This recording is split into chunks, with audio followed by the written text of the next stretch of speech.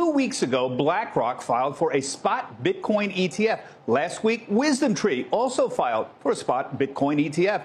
That renewed interest is helping push Bitcoin over $30,000, highest level in a year. But we know the SEC under Gary Gensler is hostile to the concept of a spot Bitcoin ETF. He's rejected every spot Bitcoin application. So why bother filing? The SEC is issuing death blows to BlackRock and other institutions' spot Bitcoin ETFs.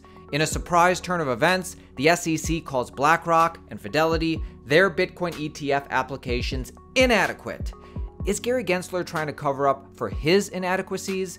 The Wall Street Journal reported Friday claims that the top regulator has said the applications aren't sufficiently clear and comprehensive. Think about this. If there are any institutions who could get a spot Bitcoin ETF done because they have the pull, it is BlackRock. It is Fidelity. This doesn't make any sense. Why is Gary Gensler and the SEC so against a spot Bitcoin ETF, yet will approve another futures Bitcoin ETF? And why does BlackRock and others think that they can change the SEC's mind? Watch this. I was at a conference a few weeks ago where Gary Gensler spoke. He was actively hostile to crypto, saying it was rife with hucksters, fraudsters, scam artists.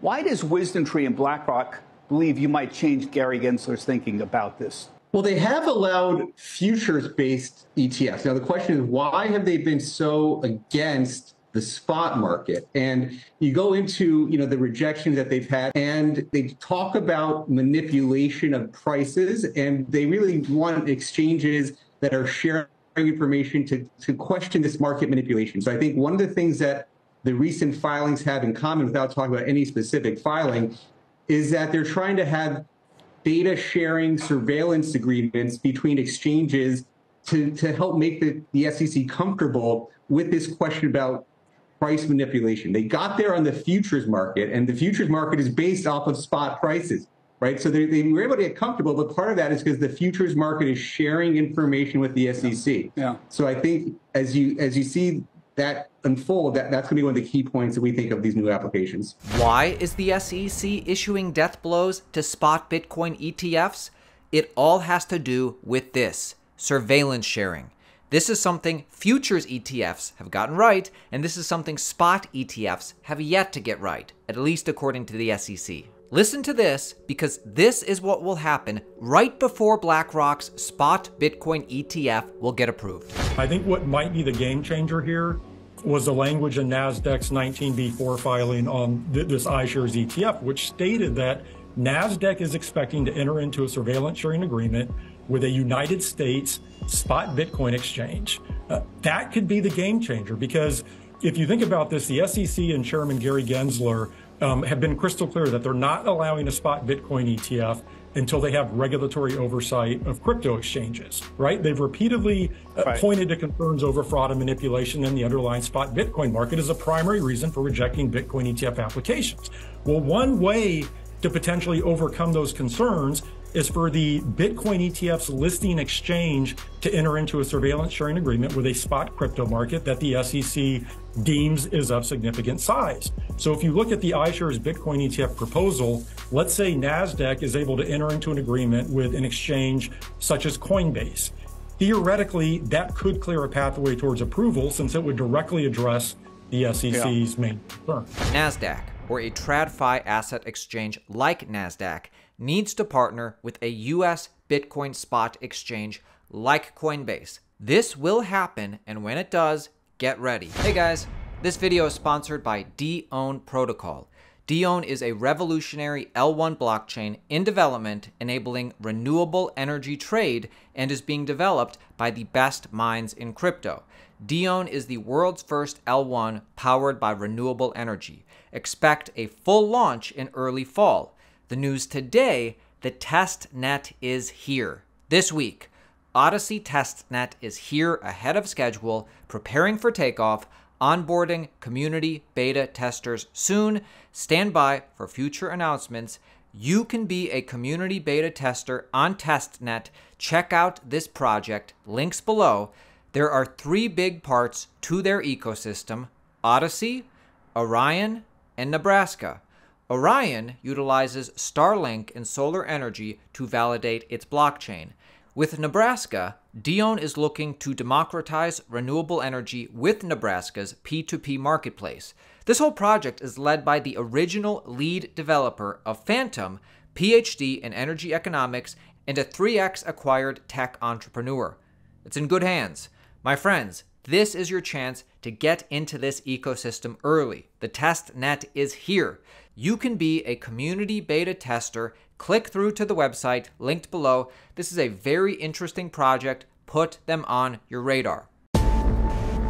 From the depths of innovation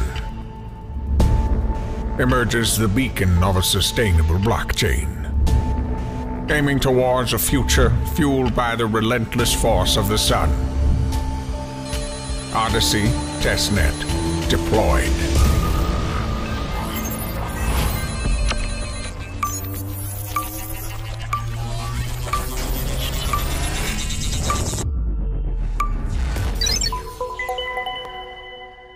This is long overdue. We already have spot Bitcoin ETFs and spot Ethereum ETFs in Canada.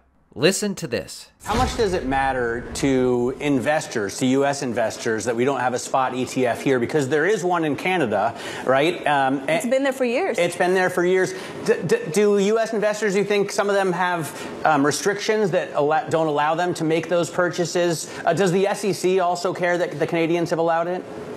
I think a lot of that had been thought of as sort of testing grounds to see just how well things would actually work, because we know regulators in the U.S. have cited like market manipulation, scams, that type of thing. And I think, you know, even with the ProShares Futures Fund, which launched in 2021, so it's been almost 2 years now that it's been around, there had been worries about roll costs and how well it would track the price of Bitcoin, etc. It's actually been tracking the price of Bitcoin really, really well. So a lot of that maybe potentially by regulators might have been seen as testing grounds. And just like that, we're seeing a wave of refilings and amendments. In this case, Cathie Wood's ARK amends their spot Bitcoin ETF filing to include surveillance sharing, similar to BlackRock. Cathie Wood's ARK Invest has amended its filing for a spot Bitcoin exchange-traded fund to include a surveillance sharing agreement similar to that of BlackRock.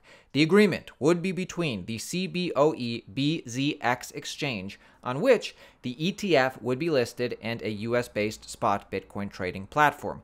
Surveillance sharing agreements involve the sharing of information about market trading activity, clearing activity, and customer identification to protect against the possibility of market manipulation.